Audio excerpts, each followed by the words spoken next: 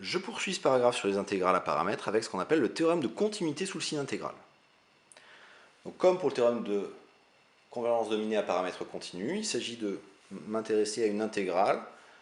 d'une fonction de deux variables où je n'intègre que par rapport à une variable et l'autre variable, la variable x, est appelée le paramètre. Donc je prends a et i, deux intervalles de R, f défini sur a croix i à valeur dans le cas, i c'est l'intégrale, c'est la variable, donc la variable qui sera dans i c'est la variable que j'appellerai t par rapport à laquelle je vais calculer l'intégrale, et la variable x qui sera dans a c'est ce qu'on appelle le paramètre. Donc moi, l'objectif c'est de voir que la fonction qui a x donne l'intégrale, donc qui devient une fonction qui ne dépend que de x et pas de t. Sous quelle hypothèse est-ce que cette intégrale-là, cette fonction-là, qui a x associe cette intégrale, va être continue sur a, puisque la variable c'est x. Eh bien, les hypothèses sont assez naturelles, à savoir que la fonction qui a x donne f de xt doit être continue sur a, pour avoir la continuité de l'intégrale,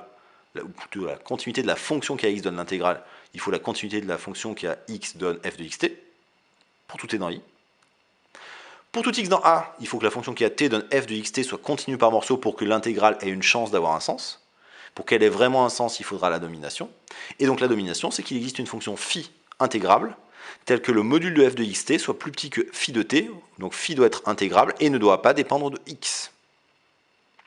Donc ceci me donne par théorème de comparaison que l'intégrale sur i de f de xt dt est absolument convergente, donc ça donne un sens à cette quantité-là. Mais en plus, cette domination indépendante de x par une fonction intégrable va donner que la fonction qui a x donne l'intégrale sur i de f de xt dt est définie et continue sur a.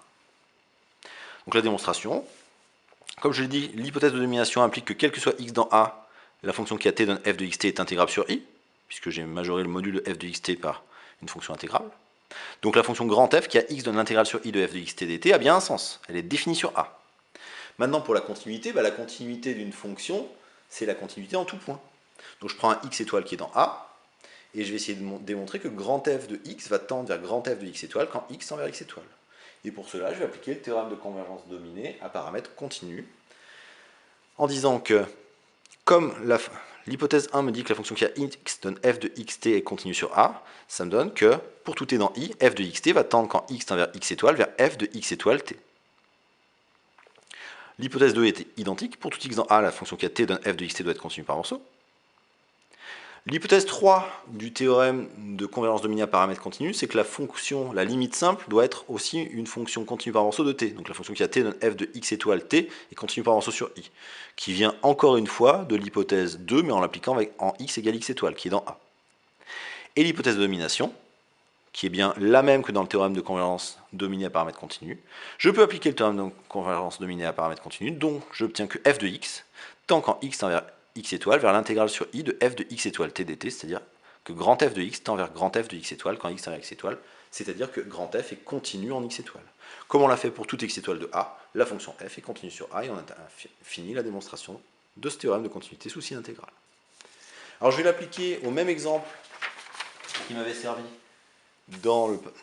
théorème de convergence dominée à paramètres continus, qui est la fonction de deux variables définie sur R plus croix 1 plus infini, f qui a xt associe exponentielle moins tx sur t carré. On avait obtenu la limite quand x tend vers plus l'infini de l'intégrale grâce au théorème de convergence dominée à paramètres continus, donc qui était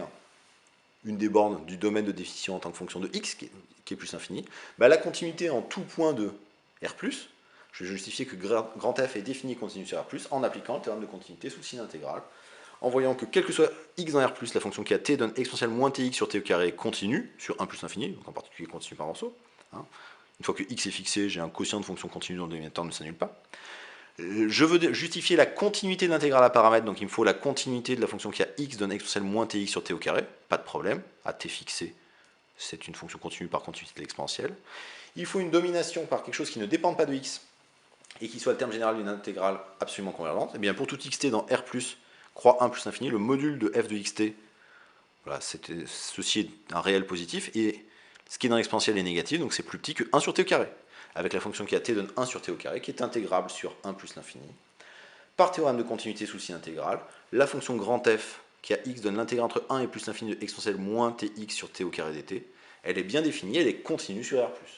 Donc on voit vraiment que l'application de ce résultat et l'application du théorème de convergence dominée à paramètres continus, qui nous avait permis de justifier que cette fonction grand f tendait vers 0 quand x tendait vers plus l'infini, c'est le même théorème qui se cache derrière, c'est le théorème de convergence dominée à paramètre continu, soit en un point de A, donc soit en un point du domaine de définition, soit précédemment c'était en une borne du domaine de définition. Mais l'idée est vraiment la même.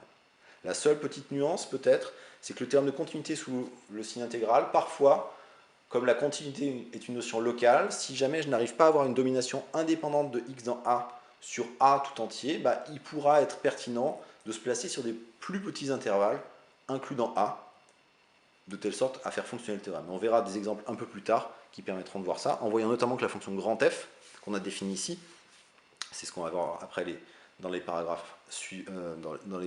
les théorèmes suivants. Si je m'interroge à une régularité supérieure, c'est-à-dire au caractère C1, C2, C3, on verra qu'on ne l'aura pas sur R+, mais on l'aura sur R plus étoile. Et là, il faudra repasser sur des segments ou sur des intervalles